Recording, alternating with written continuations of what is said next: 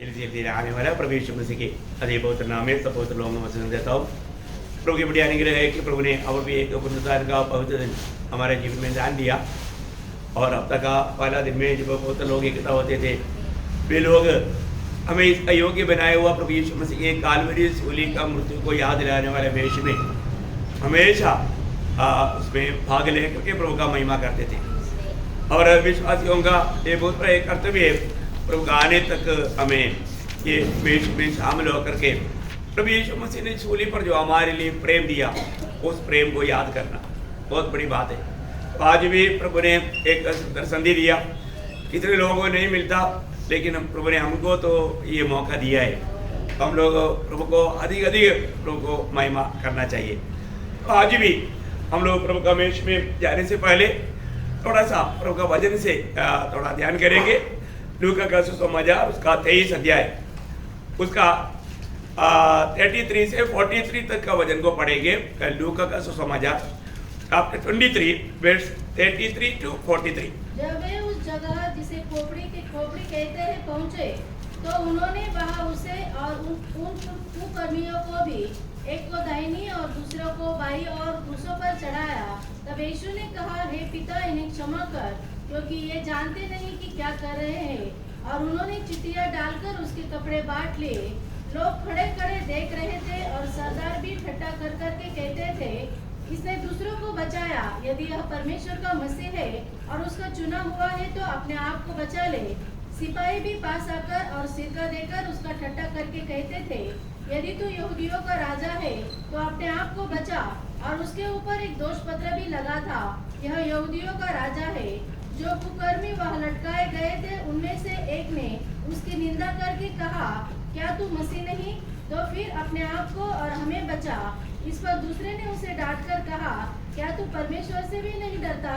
तू भी तो वही दंड पा रहा है और हम भी तो न्यायानुसार दंड पा रहे हैं, क्योंकि हम अपने कामों का ठीक फल पा रहे हैं, पर इसने कोई अनुचित काम नहीं किया। तब उसने कहा, हे यीशु, जब तू अपने राज्य में आए तो मेरी स्तुति लेना। उसने उससे कहा, मैं तुझसे सच कहता हूँ कि आज ही तू मेरे साथ स्वर्गलोक में होगा। Praise the Lord. हम लोगों को बहुत सुपरिचित भाग है। यहाँ पर हमने पढ़ा हुआ इस भाग में हम लोग देखते हैं कि मानव उस गोलगोदा में जहाँ पर मानव खोपड़ी स्थान कहते थे, वहाँ पर 3 लोगों को सूली पर चढ़ाया गया। 3 लोगों को। उसका 33 वचन और एक बार पढ़ेंगे। जब वे उस जगह जिसे खोपड़ी कहते हैं पहुंचे, तो उन्होंने वहां उसे और उन कुकर्मियों को भी, एक को दाहिनी और दूसरे को बाईं और क्रूसों पर चढ़ाया। देखिए यहाँ पर 3 क्रूस और उसमें मध्य में मानव कौन है? मध्य में प्रभु यीशु मसीह है। और उसका मानव दाहिने बाएं एक एक कुकर्मियों को भी सूली पर चढ़ाया। यहाँ पर हम लोग देखते हैं कि 3 क्रूस है। और ये तीनों क्रूसों में अगर देखेगा तो मानव यीशु मसीह हम पापियों के लिए मर रहे हैं। यीशु मसीह हम पापों के लिए मर रहे हैं। अभी ऐसा एक मृत्यु और कोई नहीं सह सकता। यीशु मसीह की मृत्यु, यीशु मसीह ने कोई गुनाह किया उसके लिए नहीं था। यीशु मसीह की मृत्यु हमारे लिए था, हम पापियों के लिए था, है ना। मतलब हमें धर्मी बनाने के लिए था। ये एक अद्भुत बात है। वहाँ पर आपको मालूम है, एक ही दिन में 5 अदालत में 7 बार न्याय करने के बाद में भी मतलब हमेशा ये गवाही होते थे, इसमें कोई पाप नहीं। कोई भी प्रभु यीशु मसीह में एक भी पाप को नहीं ढूंढ करके निकाल पाया। तभी भी प्रभु यीशु मसीह को मतलब सबसे नीच और बहुत बड़ा मतलब भयानक रीति का सजा दिया गया। क्यों दिया गया? क्योंकि वो हमारे पापों के लिए था। बहुत बड़ी बात है। प्रयोग हमारे जीवन में क्रूस पर जो हुआ है उस बातों को अगर हम जानेगा तो इस दुनिया का रीति में जीवन बिताने का थोड़ा भी इच्छा हमारे अंदर कभी नहीं आएगा। बहुत बड़ी बात है। आज भी बहुत लोग कालवरी सूली में प्रभु ने मेरे लिए क्या किया, वो बात को ध्यान ना करने के कारण कभी कभी अपनी मनमानी में भी जीवन बिताने के लिए वो लोग साहस करता है। लेकिन यहाँ पर हम देखता है कि इस मतलब 3 सूली में आपको मालूम है, जब प्रभु यीशु मसीह को महायाजक के सामने खड़ा किया था, उस समय में महायाजक कैफा उस समय में दिया हुआ एक वचन है, वो वचन एक भविष्यवाणी के रूप में था करके भी हम वहां पर पढ़ता है यूहन्ना का सुसमाचार में, उसका 11 अध्याय, उसका 49 से 51 तक का वचन पढ़ना। यूहन्ना का सुसमाचार 11 अध्याय का 49 से 51। तब उनमें से काइफा नामक एक व्यक्ति ने, जो उस वर्ष का महायाजक था, उनसे कहा, तुम कुछ भी नहीं जानते और न यह समझते हो कि तुम्हारे लिए यह भला है कि हमारे लोगों के लिए एक मनुष्य मरे। हाँ देखा, हाँ और आगे, और सारी जाति नष्ट न हो। देखा, सारी जाति नष्ट न होने के लिए एक व्यक्ति हमारे लिए मरे करके ये महान या प्रधान याजक क्यों कहा? यह बात उसने अपनी ओर से न कही, अपने ओर से नहीं कहा, परंतु उस वर्ष का महायाजक होकर भविष्यवाणी की कि यीशु उस जाति के लिए मरेगा। हाँ देखा, वो एक्चुअली एक भविष्यवाणी, वो जाने अनजाने वो महायाजक के द्वारा ये वचन क्यों आया? क्या ये एक भविष्यवाणी था। प्रभु यीशु मसीह सारे मानव के लिए मरना है, बहुत बड़ी बात है? तो इसके लिए वो लोग योजना बना रहे थे, लेकिन वो लोग ये नहीं जानते थे कि यीशु मतलब वो ये सच्चा मसीह आए करके। देखिए, जो भी होता है ये पवित्र शास्त्र के अनुसार होता है। मैं आपको बताना चाहता हूँ, प्रभु की योजना, प्रभु की बातें जब तक प्रभु अगर हमें प्रकट करके ना दे, हम लोग कभी भी उसमें से एक भी बात को नहीं समझ सकता। प्रियो, कितना अनमोल बात है। हमारा प्रभु यीशु मसीह ये दुनिया में आने के समय में प्रभु ने जब मरकुस का सुसमाचार 10 अध्याय का 45 वचन में कहा, क्योंकि मनुष्य का पुत्र इसलिए नहीं आया कि उसकी सेवा टहल की जाए, पर इसलिए आया कि आप सेवा टहल करें और बहुतों की छुड़ौती के लिए अपना प्राण दे। देखा, बहुतों की छुड़ौती के लिए अपना प्राण देने के लिए आया। प्रभु यीशु मसीह ये दुनिया में हमारे लिए मरने के लिए आया, हमारा पाप का छुड़ौती देने के लिए आया, हमको बचाने के लिए आया। प्रभु ने बार बार कहा, मानव मैं पापियों का उद्धार करने के लिए आया, पापियों को मन फिरावट के लिए बुलाने के लिए आया, मैं खोए हुओं को ढूंढने के लिए आया। बहुत बड़ी बात है। ये दुनिया में ऐसे बातें कौन कर सकता है? प्रियो, हमारे यीशु मसीह कहा हुआ हर एक बातों में हम देखता है कि प्रभु मुझको और आपको ढूंढ कर आया था, हमको बचाने के लिए आया था, हमारे लिए हमारे जगह पर वो एक प्रायश्चित दे रहा। मतलब प्रायश्चित का मतलब क्या है कि मतलब हमारे बदले में मरने वाला वो व्यक्ति। आप देखिए, जब पहला यूहन्ना 4 अध्याय है, उसका 10 वचन पढ़ना। प्रेम इसमें नहीं कि हमने परमेश्वर से प्रेम किया, पर इसमें है कि उसने हमसे प्रेम किया और हमारे पापों के प्रायश्चित के लिए, देखा, हमारे पापों की प्रायश्चित के लिए अपने पुत्र को भेजा, अपना पुत्र को भेजा। देखिए प्रियो, कितना बड़ी बात है ना, हमारे पापों की प्रायश्चित के लिए अपने पुत्र को पिता ने भेजा। क्योंकि मतलब यीशु मसीह की मृत्यु के अलावा, यीशु मसीह की लहू बहाते बिना मानव जाति का उद्धार के लिए कोई मार्ग और नहीं था। हम पापियों को छुटकारा देने के लिए और कोई भी योग्य नहीं, कोई भी नहीं कर सकता, दूध भी नहीं कर सकता, कोई मनुष्य नहीं कर सकता, दूध नहीं कर सकता, कोई भी सृष्टि से नहीं हो सकता। अब देखिए, परमेश्वर की उस महान ज्ञान के अनुसार ये कार्य जो हुआ है प्रियो हमारे लिए हुआ। ये कामों को वास्तव में हमको सही रीति में उसका प्रकाश पा करके उसका अनुभव लेकर के जीवन बिताना बोलेगा तो कितना धन्यवाद है। प्रभु हमारे लिए अपना एकलौता पुत्र को ये दुनिया में भेजा, हमारा प्रायश्चित का बलिदान हुआ, प्रभु यीशु मसीह की पवित्र लहू हमारे लिए बहाया, हमारे लिए इतना बड़ा श्रावित मृत्यु सहा। तो प्रभु यीशु मसीह की मृत्यु हम पापियों के लिए था। यीशु मसीह की मृत्यु एक साधारण मृत्यु नहीं था, वो एक मतलब आत्महत्या नहीं था, यो हमारे लिए एक प्रायश्चित का बलिदान था। परंतु हम देखते हैं कि उस वहां पर यीशु मसीह के साथ में 2 कुकर्मियों को भी जब सूली पर लटकाया गया था, उसमें दोनों में 2 लोग 2 अवस्था में मर गया।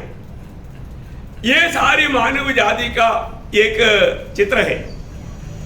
ये सारे मानव जाति का एक चित्र है। उसमें एक व्यक्ति कैसे मरा? एक व्यक्ति पाप क्षमा पा करके वो मसीह में मरा। आप देखिए, एक व्यक्ति, उस दोनों कुकर्मियों में एक व्यक्ति पाप क्षमा पा करके मसीह में मरा। बहुत बड़ी बात है। उसी अध्याय जो हमने पढ़ा था, लूका 23 अध्याय का 42-43 पढ़ना। तो उसने उससे कहा, हाँ। हे यीशु, जब तू अपने राज्य में आए हाँ। तो मेरी सुधि लेना। हाँ। उसने उससे कहा, मैं तुझसे सच कहता हूँ हाँ। कि आज ही तू मेरे साथ स्वर्गलोक में होगा। देखिए प्रियो, ये कितना बड़ी बात है। यहाँ पर उस कुकर्मी व्यक्ति होने पर भी उसने ये बात को जाना कि ये प्रभु यीशु मसीह ये एक साधारण व्यक्ति नहीं है। प्रियो, ये बात का भी पहचान जो हमें मिलना, ये प्रभु का अनुग्रह है, प्रभु की दया है ना। तो यहाँ पर उसने तो उसको मतलब क्या है कि वो वास्तव में वो पापों के लिए मरा। वो पापों के लिए मरा। वो पापों के लिए मरने के कारण वो मसीह में उसको मरने का मौका मिला। आज हमको पापों के लिए मरने के बाद में मसीह में जीवन बिताने के लिए प्रभु ने अवसर दिया। क्योंकि जो पाप के लिए मर गया, फिर उसका जीवन आगे को पाप के लिए नहीं होना चाहिए, मसीह के लिए होना चाहिए, है ना। रोमियो के पत्री में आप लोग पढ़ता है, उसका 6 अध्याय, उसका 2-3 वचन पढ़ना। कदापि नहीं, हम जब पाप के लिए मर गए हाँ। तो फिर आगे को उसने कैसे जीवन बिताए? देखा, पाप के लिए प्रभु यीशु मसीह पर विश्वास करने वाला एक व्यक्ति वो पाप के लिए मर गया। अभी ये कुकर्मी व्यक्ति भी यीशु मसीह पर जब विश्वास किया तो क्या हो गया? वो पाप के लिए मर गया। देखा, यीशु मसीह का मृत्यु किस लिए था? पापियों के लिए था। और ये व्यक्ति कैसे मरा? पाप के लिए मर करके मसीह में मरा।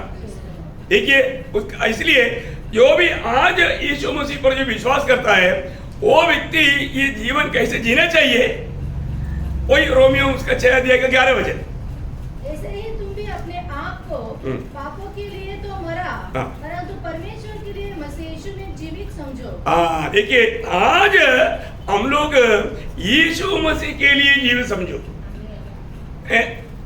हमारे जीवन में हम लोग पाप के लिए मरा है कि नहीं, कैसे मालूम पड़ेगा?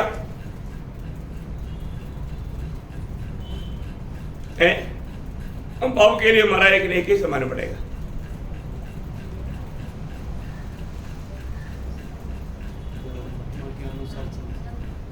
आत्मा के अनुसार चले। ठीक है, मैंने ऐसे कई बार आपको बताया, लेकिन हम लोग जल्दी भूल जाता है, ऐसी बात नहीं है। पाप के लिए मरा है कि नहीं, अभी बहाना मारने की जरूरत नहीं। एक थोड़ा सा चेहरा काला करके गुस्सा से थोड़ा बात करके देखो, नहीं तो एक चिमटी देकर देखो, मरा है कि नहीं मालूम पड़ेगा।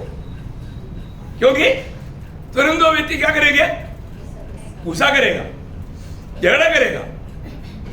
मरा हुआ व्यक्ति झगड़ा करेगा? मरा हुआ व्यक्ति झगड़ा करेगा? नहीं करेगा। है वो थैंक यू बोलेगा। आपको मेरे से इतना प्यार हुआ कि आपने प्यार से चिमटी दी, है प्रेज़ लॉर्ड बोलेगा क्या? या तो अभी देखो, अभी भी हम लोग बोलते हैं हम मसीह में हैं, हम पक्का विश्वासी है। पिछले सैटरडे को आया हुआ लोगों के बारे में हम लोगों ने अपने आप को थोड़ी देर परखने के लिए बैठा था। प्रेज़ लॉर्ड है, जरूर जो भी आया वो आप दूसरे के साथ वो बात बांटना, क्योंकि वो तो यूट्यूब में नहीं आया। बहुत बड़ी बात है हमारे जीवन में। हम लोग वास्तव में आज मसीह जीवन में कहाँ पर है? अभी भी बहुत लोग सिर्फ एक मानव अभिनय में है, उसका वो सच्चाई के अनुभव में नहीं आया। जबकि मसीह जीवन हमेशा प्रभु को चख करके अनुभव करके मसीह जीने वाले जीवन है, मसीह को जीने वाले जीवन है। बहुत बड़ी बात है। यहाँ पर हम देखते हैं कि वो जो मर कुकर्मी था वो मसीह में मरा। मसीह में मरने का अर्थ कितना बात अच्छा बात है प्रियो। आज भी बहुत लोग उनको अवसर मिलता है परंतु प्रभु को अपना दिल नहीं देता। परंतु ये व्यक्ति ने प्रभु को अपना दिल दिया है। उस व्यक्ति प्रभु को दिल दे करके वो प्रभु में मरा। प्रभु में मरने वाले लोगों का अवस्था आपको सबको याद है। जब मानव प्रकाशित वाक्य 14 अध्याय का 13 वचन में लिखा है, लिखो आपसे जो मसीह में मरता है वो धन्य है। क्यों धन्य है? क्योंकि वे अपने सारे परिश्रम से विश्राम पाएंगे और उनके कार्य उनके साथ हो लेते हैं। देखा, उनका कार्य उनके साथ हो लेता है। उनका कार्य उनके साथ हो लेता है। प्रिय, बहुत बड़ी बात है हमारे जीवन में। आज हमको मसीह में जीते हुए मसीह का कार्य करने के लिए प्रभु ने हमें अवसर दिया है। ये अवसर को हम प्रभु का गौरव के लिए सही रीति में इस्तेमाल करना ये हमारा कर्तव्य है। अगर हमने इस्तेमाल नहीं किया तो हमको बहुत बड़ा धोखा हो जाएगा। अभी हमें प्रभु में जीते हुए प्रभु के कार्य करने का सबसे बड़ा मौका प्रभु ने दिया है। और तो अभी यहाँ पर वो तीसरा जो कुकर्मी है उसकी अवस्था क्या है? वो कैसे मरा? वो पाप में मरा। देखा, उसको अच्छा अवस्था मिला था। कम से कम उसका साथी ने प्रभु को ग्रहण करने के समय में प्रभु ने उनको दिया हुआ उत्तर उन्होंने सुना था। इसके बावजूद भी वो व्यक्ति ने अपनी पापों से मन नहीं भरा।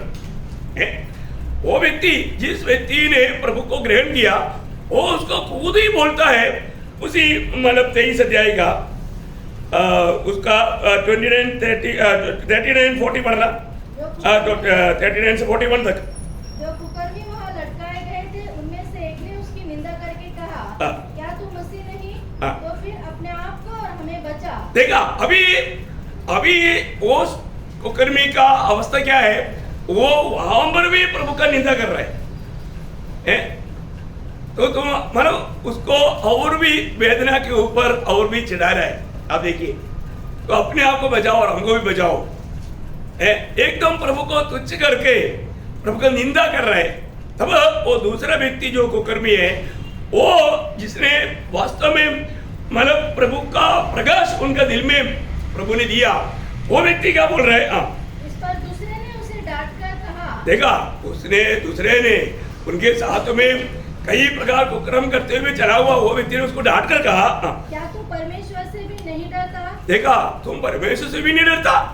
तू भी तो वही दंड पा रहा है और हम तो न्यायानुसार दंड पा रहे हैं। देखा, हम तो न्यायानुसार, हमने जो कुकर्म किया उसके अनुसार हम दंड पा रहा है, क्योंकि हम अपने कामों का ठीक फल पा रहे हैं और इसने कोई अनुचित काम नहीं किया। देखिए प्रयोग, कितना बड़ी बात है। वो चोर भी वो कुकर्मी भी प्रभु का गवाही दे रहा है, इसने कोई अनुचित काम नहीं किया। प्रियो, ये बहुत बड़ा एक प्रकाशन है हमारे लिए। जब प्रभु यीशु मसीह सूली पर इतना बड़ा मृत्यु सगा, किसके लिए सगा? वो मेरे लिए सगा। वो बात को रोज आप इस विषय में मानव प्रभु के साथ थोड़ा दिल से बात करना है ना, मुझ कुकर्मी को बचाने के लिए। क्योंकि मैं सारी प्रभु की व्यवस्थाओं को तोड़ करके चलने वाले व्यक्ति, तभी भी मुझको बचाने के लिए मेरे स्थान में मेरे लिए मेरी गुनाहों को लेकर के पाप का मजदूरी मृत्यु सगा। कितना बड़ी बात है। वो प्यार को हम कैसा भूल सकता है? वो प्यार को याद करेगा तो वो प्यार से हम कैसा दूर हो सकता है? अभी यहाँ पर दूसरा वो कुकर्मी बिल्कुल प्रभु को सम्मान करने के लिए तैयार नहीं हुआ। दूसरे व्यक्ति के साथ तो प्रभु, आज तुम मेरे साथ उस परदिशा में या स्वर्ग लोगों में होगा, ये बात तो बोलने के बावजूद भी, ये सुनने के बावजूद भी उसको मन प्राउट नहीं हुआ। कितना भयंकर बात है। इसलिए जब यूहन्ना का सुसमाचार 8 अध्याय का 24 वचन में यीशु मसीह ने संदेश देने के समय में बोला था, इसलिए मैंने तुमसे कहा कि तुम अपने पापों में मरोगे, क्योंकि यदि तुम विश्वास न करोगे कि मैं वही हूँ तो अपने पापों में मरोगे। हाँ प्रियो, जो प्रभु यीशु मसीह ये जगत में हम पापियों का उद्धार करने के लिए आया, वो सच्चा मसीहा है, वो सच्चा उद्धार करता है। ये सच्चा जानकारी अगर हमको नहीं मिला और उस पर विश्वास नहीं किया तो वो पापों में मरेगा। पापों में मरने वाला कहाँ जाएगा? नरक में जाएगा। देखिए, जो व्यक्ति प्रभु को इनकारता है अभी उस व्यक्ति को, उस कुकर्मी को प्रभु का जरूरत नहीं, प्रभु का जरूरत नहीं। प्रियो वो पाप में मर करके कहां जाता है? जब भजन संगीता 9 अध्याय उसका 17 वचन पढ़ना। दुष्ट लोग अधोलोक में लौट जाएंगे। देखा, दुष्ट लोग अधोलोक में लौट जाएगा। अधोलोक बोलेगा तो जहां पर वो धनी व्यक्ति पड़ा है, धनी व्यक्ति मरने के बाद में कहां गया? अधोलोक में गया। प्रियो उस आग में जा पड़ेगा, उनके लिए उस अधोलोक इंतजार में है ना। ईयोब का किताब में भी ऐसा एक वचन है, ईयोब का किताब उसका 24 अध्याय का 19 वचन का आखिरी भाग। ईयोब वैसे ही पापी लोग अधोलोक में सूख जाते हैं। हाँ देखा, पापी लोग अधोलोक में सूख जाते हैं। हाँ देखो, अधोलोक का एक शिकार होकर के, अधोलोक के निवासी होकर के निकल जाते हैं। कितना भयंकर अवस्था है? इतना में कदम होगा क्या? नहीं प्रियो, वहां से उनको और एक प्रमोशन की बात हो। वो प्रमोशन कहां के लिए है? अनंत काल का नरक की आग के लिए। देखो, परमेश्वर कभी भी इस रीति में उनको नहीं त्यागेगा। उनका जीवन में मिला हुआ मौका कैसे नष्ट किया, ये सारे बात यकीन दिलाकर यीशु मसीह को अपने मुंह से कबूल करवा करके उनको भेजेगा, है ना। बहुत बड़ी बात है। आज का युग में जीने वाले लोग किसी प्रकार भी बचने के लिए थोड़ा भी मौका नहीं, क्योंकि प्रभु ने सबको प्रमाणित करके दिया। अभी वो सूली पर मरने वाला वो व्यक्ति को यीशु मसीह जी उड़े हुए अनुभव में देखा नहीं, लेकिन हम लोग ऐसे नहीं। हमारी अवस्था क्या है? जो प्रेरितों का उसका 17 अध्याय का 31 वचन, प्रेरितों। हाँ, उसने एक दिन ठहराया है हाँ, जिसमें वह उस मनुष्य के द्वारा धर्म से जगत का न्याय करेगा, जिसे उसने ठहराया है, और उसे मरे हुए में से जिलाकर यह बात सब पर प्रमाणित कर दी है। देखा, ये बात सब पर प्रमाणित कर दिया है। प्रभु यीशु मसीह सारे लोगों का न्याय करेगा। देखो, अभी इस बात से कोई भी नहीं छूट सकता। यीशु मसीह एकमात्र व्यक्ति है जो कि मृतकों से जी उठा है। प्रियो, ये कितना अनोखा बात है? अभी इस पापी व्यक्ति को भी एक दिन प्रभु अपनी न्यायासन के सामने लाएगा, वहां पर ये बात प्रकट करवाएगा। क्या प्रकट करवाएगा? प्रकाशित वाक्य 20 अध्याय उसका 12 वचन, प्रकटीकरण 20 अध्याय का 12 वचन। फिर मैंने छोटे बड़े सब मरे हुओं को सिंहासन के सामने खड़े हुए देखा, और पुस्तकें खोली गई, और फिर एक और पुस्तक खोली गई, अर्थात जीवन की पुस्तक, और जैसा उन पुस्तकों में लिखा हुआ था वैसे ही उनके कामों के अनुसार मरे हुओं का न्याय किया गया। हाँ देखिए, मानो उस जीवन की किताब के आधार में वहां पर न्याय हो रहा है। और हम जानते हैं कि वो जीवन का किताब में किसका नाम है? जिन्होंने प्रभु यीशु मसीह को अपना जीवन दिया। अरे तो प्रियो, जिसने प्रभु यीशु मसीह को अपना जीवन नहीं दिया, उनका नाम वो जीवन का किताब में नहीं मिलेगा। फिर ऐसा लोगों को क्या करेगा? उसका 15 वचन, और जिस किसी का नाम जीवन की पुस्तक में लिखा हुआ न मिला, वह आग की जेल में डाला गया। देखा, वो आग का जेल में डाला गया। जीवन जगत में आया, लेकिन लोगों ने उस जीवन को स्वीकारने के लिए तैयार नहीं हुआ। कितना दुखदायक बात है। लेकिन उस समय में अनेक लोग, जब फिलिपियों का पत्री में हम देखता है 2 अध्याय में उसका 10-11 वचन, कि जो स्वर्ग में और पृथ्वी पर और पृथ्वी के नीचे वे सब यीशु के नाम पर घुटना टेके, और परमेश्वर पिता की महिमा के लिए हर एक जीव अंगीकार कर ले कि यीशु मसीह ही प्रभु है। देखिए, यहाँ पर क्लियर बात है कि उस न्यायासन के सामने यीशु मसीह को उन लोग बोलेगा, यीशु तू ही प्रभु है। देखा प्रियो, कितना अनमोल बात है। प्रभु के सामने घुटने टेकर सभी लोग ये बात का गवाही देगा, यीशु तू ही प्रभु है। लेकिन ये बात बोलने के बाद में कहां जाएगा? नरक में जाएगा। परंतु ये कबूली करवा करके प्रभु भेजेगा सबको, वो भी घुटने टेक करके कबूल करेगा। प्रियो, आज प्रभु यीशु मसीह पर विश्वास करने के लिए अनुग्रह पाया हुआ लोग कितना धन्य है। आज प्रभु यीशु मसीह को अपने जीवन की प्रभुता देख करके जीने वाले लोग कितना धन्य है। हमें प्रभु ने इतना बड़ा कृपा दिया। मैं आपको बताना चाहता हूँ, ये बड़ा प्रभु का अनुग्रह है प्रियो। लेकिन हमको ये बात को पढ़ कर देखना है कि आज मतलब उस दो कुकर्मी में एक प्रभु को ग्रहण करके मतलब प्रभु में सो गया और एक प्रभु को इनकार करके वो पाप में मर गया। दोनों दो जगह में चला गया। देखो, आज हम लोगों को भी अवसर मिलता है। इधर भी ऐसे कई लोग हैं, अभी तक प्रभु को ग्रहण करने के लिए प्रभु ने बार बार मौका दिया, लेकिन अभी तक प्रभु को दिल नहीं दिया। प्रभु को दिल ना दे करके, प्रभु को प्रभुता ना दे करके वो अपनी मनमानी में जीता है। इतना खतरनाक बात है प्रियो। देखिए, बाइबल परमेश्वर का वचन है, इसमें लिखा हुआ हर एक वचन जैसा लिखा वैसा पूरा होगा। प्रभु अभी हमें मौका देता है, अभी हमें मन फेरने के लिए मौका देता है। यदि हम पापी है, हमें उद्धारकर्ता की जरूरत है, और वो एकमात्र उद्धारकर्ता है, वो प्रभु यीशु मसीह है। और यीशु मसीह हम सबको प्यार करता है ना। उस प्रभु पर विश्वास करके यदि हमने प्रभु को दिल नहीं दिया प्रियो, वो व्यक्ति अनंत काल का नरक की आग में जाएगा। परमेश्वर किसी का पक्षाभेद नहीं करता, परमेश्वर धर्म के अनुसार न्याय करेगा। इसलिए आज भी जो लोग प्रभु को अपना दिल देने के लिए बाकी है, जो कोई मुझे ये वचन के द्वारा अभी सुन रहा है, मैं आपको नम्र विनती करता हूँ प्रियो, आप अपने आप को परखो।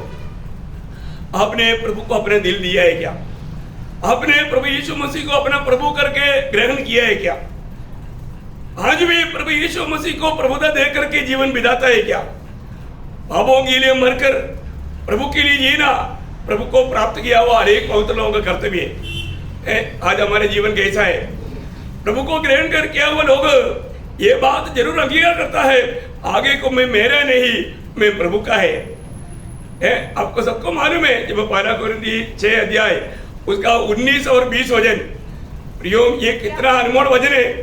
एक एक वचनों को हम आत्मा में अगर ना समझे तो हम लोग उसको अमल करके जीवन नहीं बिता पाएगा, और उस वचन को जल्दी पढ़िएगा। क्या तुम नहीं जानते कि तुम्हारी देह पवित्र आत्मा का मंदिर है, जो तुम्हें बसा हुआ है, और तुम्हें परमेश्वर की ओर से मिला है? क्या तुम अपने नहीं हो? तुम अपने नहीं हो। देखो प्रियो, एक बहुत लोग जानना, तुम अपने नहीं हो। प्रियो, आज भी बहुत बार हम लोग अपनी इच्छा में, अपनी मनमानी में जब कार्य करता है तो उसका मतलब क्या है कि अभी तक हमने इस विषय को ठीक से नहीं जाना है। मैं मेरा नहीं है, मैं मसीह का है। प्रियो, हम मसीह का जान करके जीवन बिताना बहुत जरूरी बात है। कोई भी कार्य करने के समय में हमें प्रभु का परमिशन चाहिए, प्रभु का इच्छा मालूम करके हमें जीना चाहिए। और ऐसे कितने लोग हैं कि प्रभु को पूछता है, प्रभु मैं एक काम करूं, थोड़ा जीवन को परखता है, मैं कहां तक प्रभु का इच्छा जान करके वो काम में मैं आगे बढ़ता हूं। जरूरी बात है प्रियो, क्योंकि एक उद्धार पाए वजन वो उनका जीवन यीशु मसीह है, और वो मसीह की खातिर या मसीह के लिए जीता है या मसीह उसमें जीता है। ये बात को हमें परखना चाहिए, है ना। कभी अगर हम मसीह में जीवन बिताकर, मसीह में जीकर, मसीह में मरकर हम स्वर्ग में मिलना, ये प्रभु की इच्छा है। और आज हमारे जीवन कैसा है? सही प्रकार इतने दिनों में मेरे जीवन से मेरा प्रभु का महिमा हुआ है क्या? ये बात को हमें परख कर देखना। कलवरी सूली को याद करते बिना, स्मरण करते बिना एक सच्चा विजयी जीवन हम नहीं बिता सकता। इसलिए आज अपने आंखें बंद करें, एक क्षण हम अपने आप को परख कर देखें।